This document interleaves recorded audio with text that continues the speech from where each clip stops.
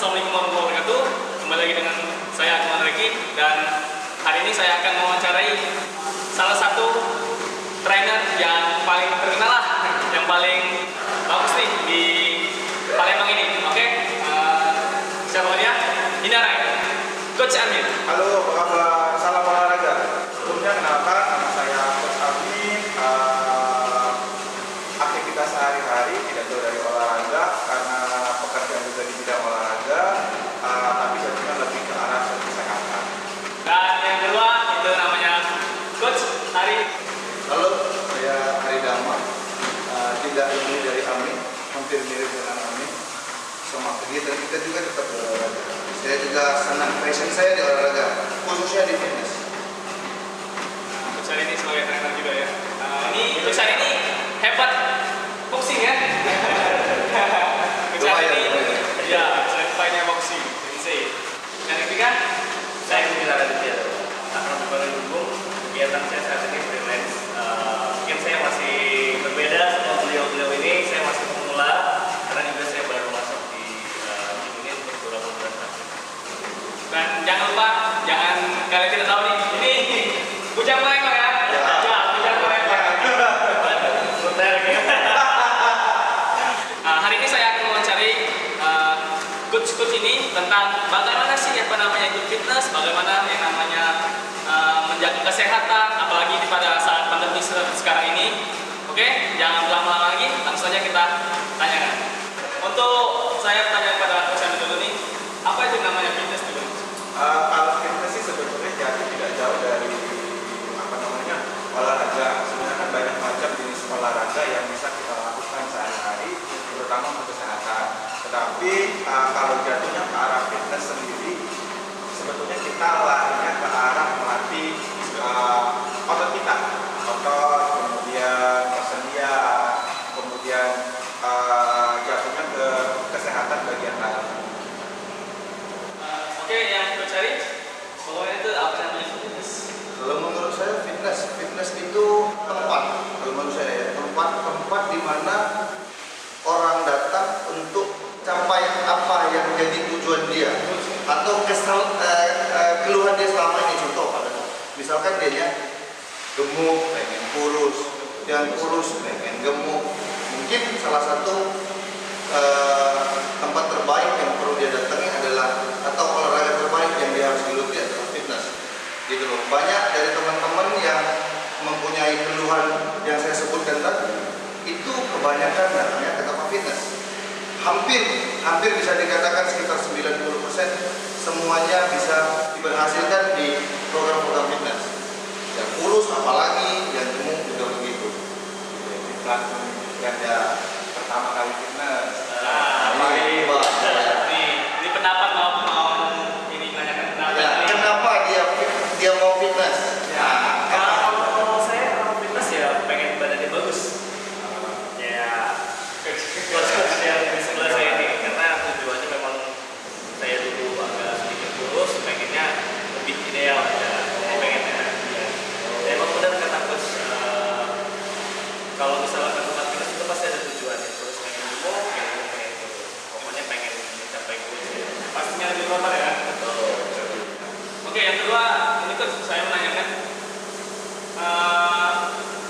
kami ini dari mahasiswa nih, Ya. mahasiswa menanyakan bagaimana cara yang efektif untuk mempopulerkan fitness lifestyle agar populer di kalangan mahasiswa, dan di mana relatif masih sangat awam dan jarang sekali diminati, khususnya di kalangan pelajar atau mahasiswa ini. Jadi bagaimana coach solusinya? Solusi kalau untuk mahasiswa sih sebenarnya berarti ini berbicara tentang kaum milenial, kayak pelajar, mahasiswa, ada pekerja, ada pemuda. Kalau masih tergantung dari kita sendiri sih, menjadi inspirasi buat mereka. Karena lambat laun untuk lifestyle pasti mereka akan tahu ke depannya. Kalau di ukuran kota kita, kota Palembang memang belum terlalu terlihat, tapi untuk secara luas kota-kota besar mereka udah mulai banyak. Tinggal bagaimana mahasiswa itu tidak malu dan mau untuk datang ke tempat fitness. Dan ketika dia datang bertanya atau pengennya ngapain gitu kan sesama dengan orang yang sudah pengalaman dari musik. Ketika mereka datang pertama kali ke tempat fitness, yang pertama jangan malu untuk bertanya, karena setiap orang datang ke fitness ada yang biasanya kayak datang nih ke tempat yang lagi nge-gym, dia main semua alatnya padahal dia tidak tahu fungsinya untuk apa. Jangan malu untuk bertanya dulu. Kemudian ketika dia udah datang, terus tidak malu, mau berteman sama orang-orang yang ada di dalam. Dan membaur, dan kita pun pasti membaur sama mereka, dan jangan takut. Karena di fitness itu selain olahraga kita juga nyari temen. Ya, banyak juga teman-teman saya ini ada yang kurus, ada juga mudanya malu ya terus. Insecure ya? Insecure. Kayak gitu ya coach. Jadi itulah solusinya gitu ya. Coach, kalau coach tadi pengen memang kebanyakan ya, hampir setiap orang yang berfitness itu ada rasa malu untuk bertanya. Nah, di sini kita perlu tekankan pada dasarnya rasa malunya itu pasti minder, karena begitu dia datang kondisinya kalau dia nggak kurus dia pasti gendut. Kenapa? Sebenarnya harus kita lingkarin ya, malunya itu kenapa loh? Malu bertanya itu kenapa? Ataukah orang ini nanti kalau kita bertanya dia nggak mau jawab atau bagaimana? Gitu loh kan? Itu yang pertama, malu. Yang kedua pasti takut. Takutnya itu kenapa gitu loh? Itu yang perlu kita obatin itu. Malu, takut. Sebenarnya ngapain kita harus malu? Ngapain kita harus takut? Kebanyakan orang-orang yang gagal itu mempunyai dua sifat seperti itu. Malu dan takut. Kebanyakan juga orang yang berhasil dia tidak mempunyai sifat malu dan takut di dunia fitness. Bukan berarti dia tidak ada malu ya. Dalam artinya coba kita lebih artikan lagi, dalam artinya dia mau bertanya ataupun dia mau sharing, ngobrol sama teman-teman fitness yang lain, khususnya yang lebih tinggi dari dia. Terus itu juga tanya sama trainer, sharing. Nah, kalaupun dia katakanlah dianya minim untuk bertanya kepada orang atau tidak ada rasa percaya sama seseorang itu, ya bolehlah. Sekarang kan sudah era digital kan, bisa kita lihat sendiri banyak tuh di YouTube pola latihan dan segala macam yang ini biasanya, ya kan? Kita cuma bisa menonton, kita nggak bisa nanya di video ini, oh ini latihan ini sebenarnya di mana, ya gitu loh. Kalau di tempat itu kan bisa tuh. Nah, harusnya seperti itu.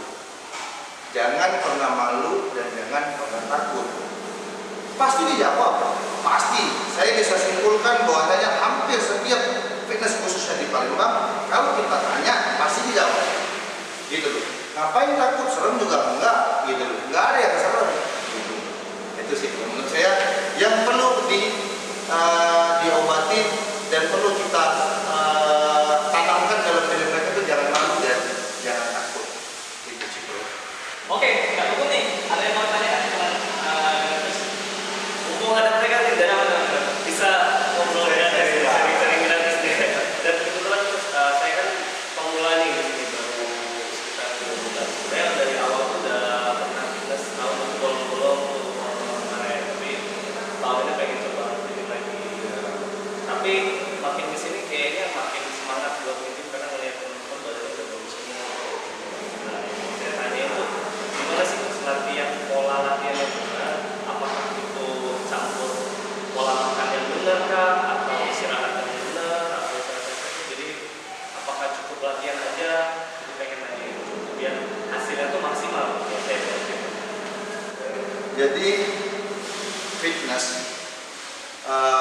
supaya cepat berhasil ya, katakan aja, kita tuh sebenarnya harus menyimpan. Lu harus rutin latihan, makan lu harus bagus, tidur lu harus bagus, sama satu lagi, kalau ada rezeki lebih. Karena saya pribadi ini nggak pernah menuntut teman atau orang yang sharing sama saya untuk membeli komunitas. Ini kan kita kan nggak tahu, ya kan? Nah ini satu lagi juga nih sebenarnya, yang salah satu poin paling terpenting di fitness ini yang perlu kita obatin. Bahwasanya, kamu kalau saya masuk fitness pasti nanti ditawar ini yang mahal-mahal segala macam. Gitu loh. Kebanyakan seperti itu. Ini kan kalau mampu. Kalau tidak mampu bisa obatin dengan itu. Gitu loh. Jadi di samping lu latihan yang rutin, itu juga harus diimbangi dengan pola makan yang benar. Katakanlah sesuai dengan goal masing-masing. Misalkan kayak Bune, ini kan goalnya kan dari kurus mau ke ideal, katakanlah seperti itu kan. Nah, kalau yang dari kurus ke ideal ini kan sebenarnya paling enak nih. Bisa kita bilang paling enak. Dia hampir tidak terlalu banyak pandangan yang harus dimakan, gitu loh. Daripada orang yang dari kurus dari gendut ke kurus, gitu loh. Jadi yang penting itu kalau soal latihan itu lo konsisten dan memang lo harus latihan sesuai dengan programnya, gitu loh. Program tujuan lo. Misalkan nih, lo harus pagi dalam 1 week. Kira-kira lu latihannya apa? Berapa kali? Contoh, lu harus pagi. Oh ini di dalam tubuh ini mempunyai otot apa? Misalkan dada, chest, atau otot back, bicep, tricep, deltoid, trapezius, dan leg, betis dan segala macamnya. Nah, lu harus pagi.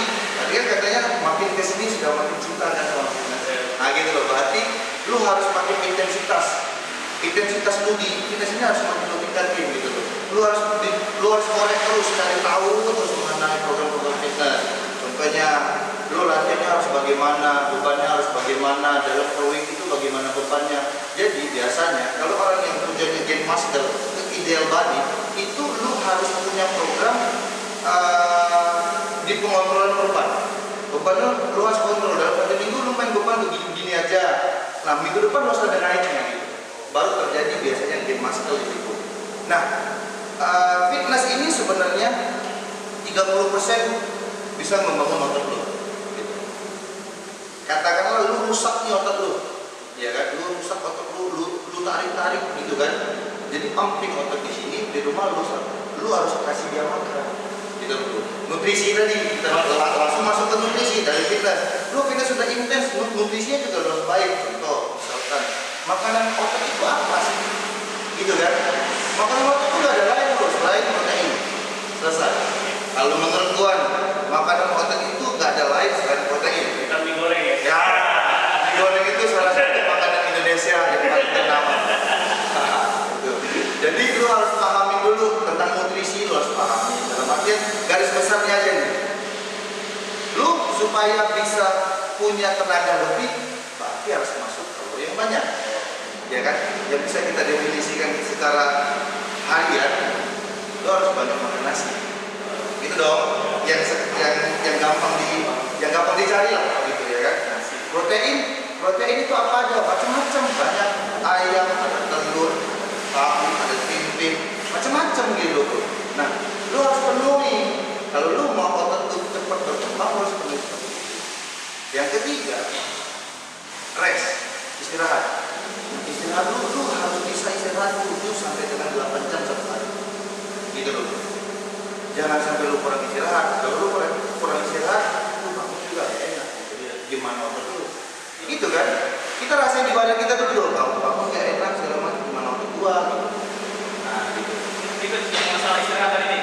Banyak nih orang yang ya udah aku mau begadang aja, tapi yang penting 8 jam harus terpenuhi sehari. Jadi begini, di Indonesia ini khususnya nih, istirahat itu di malam hari, khususnya di Indonesia, karena kita sudah terbentuk dan kita pun seperti itu. Tidak ada yang namanya tidur itu khususnya tidur lelap itu di siang hari. Jadi ya tidur siang itu biasanya cuma untuk mengistirahatkan anggota tubuh. Biasanya nggak lama, 1 jam, setengah jam, atau 2 jam, 4 jam. Yang namanya istirahat total itu biasanya dilakukan di malam hari. Tuh. Jadi kalau lu bisa, nah yang terakhir suplementasi itu pun kalau ada rezekinya, monggo silakan kalian pilih suplementasi sesuai dengan kebutuhan kalian masing-masing, sesuai dengan kebutuhan untuk menunjang goal kalian. Lalu kalian bisa penuhi 4, mudah-mudahan bisa berhasil. Namun tidak untuk kemungkinan, lu nggak bisa penuhi yang suplementasi juga masih tetap berhasil bro. Gitu loh. Iya, masih tetap berhasil. Lu nggak bisa penuhi suplementasi, lu hajar di nutrisinya. Gitu loh bro. Jadi jangan pernah takut. Pokoknya nggak bisa beli susu, nggak bisa beli apa, sama. Gua ibaratkan begini nih, lu pulang gym jalan kaki sama naik motor, cepet mana? Kira-kira begitu lah.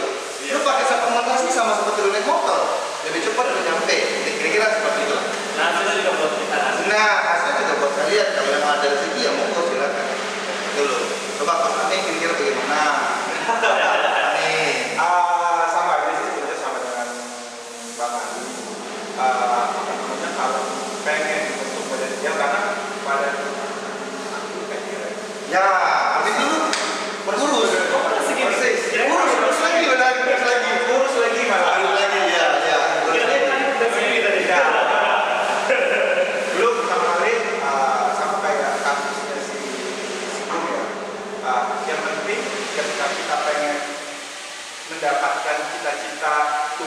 yang bagus, pengennya gimana, misalnya pengennya masker, tentunya ya memang latihan. Dan latihan kita semakin lama semakin diupgrade, terus belajar latihan yang benar itu bagaimana, terus pola makan, nutrisi lagi, balik-balik ke nutrisi. Nah, nutrisi itu paling penting di badan kita, ya. Karena untuk mendapatkan badan yang bagus, setelah latihan pasti diisi dengan nutrisi kita, kemudian tidur lagi. Terus apa lagi kan? Ya, supplementasi yang terakhir. Suplemennya jauh ya, makan, tidur, latihan, nutrisi. Makan, tidur, latihan, nutrisi. Udah itu aja, banyak kok. Jadi guys, ada minta pendapat nih. Ada teman aku, coach, teman saya nih. Aku nggak mau pakai suplemen, nanti aku takut nganggur. Kayak gitu, bagaimana? Suplemen mandul. Iya, ada bahaya. Dari samping ya kalau pakai suplemen. Jadi gini, balik lagi itu namanya paradigma ya. Paradigma orang awam yang tidak tahu nutrisi suplemen itu apa. Suplemen itu sebenarnya tambahan nutrisi yang kurang di badan kita. Contoh kayak sehari kalau orang fitness kayak kita proteinnya berapa. Kalau misalnya kita cuma makan proteinnya dari makanan kita kurang, jadi kita tambah dari susu atau